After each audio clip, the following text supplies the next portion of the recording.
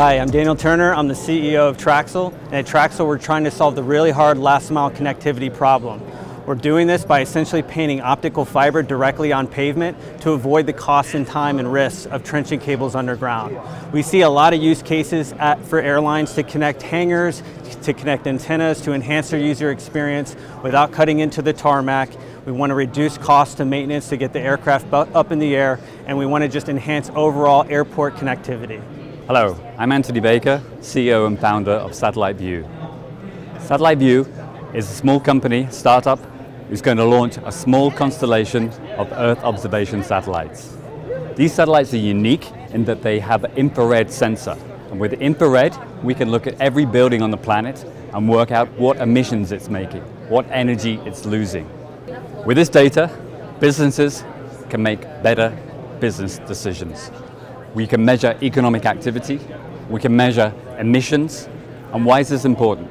Both for business efficiency and regulation. So with business efficiency, we can see which parts of the airport or which airplanes are active in any country in the world on an annual and a daily basis. We can also, from an emissions point of view, we can see whether you're compliant, whether the airport you're landing at is green as it's stated to be. So your liability and your risk is reduced through our data. Hi, my name is Joachim Espeland. I'm the CEO and co-founder of QuadSat. I used to work as a maritime satellite antenna installer and doing service and maintenance on ships for high-speed connectivity. Every time we did an installation, a service or a maintenance, we actually had to take the whole ship out and sail it around to make sure that the antenna connectivity was working correctly.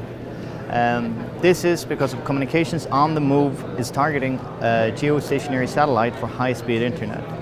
This is the same type of antennas that are working in the aerospace industry, and we're now looking to test this using drones. So instead of moving the aircraft and the ship around the satellite to make sure that your antenna is working, you can actually move a small drone around the aircraft and make sure that your system is working correctly.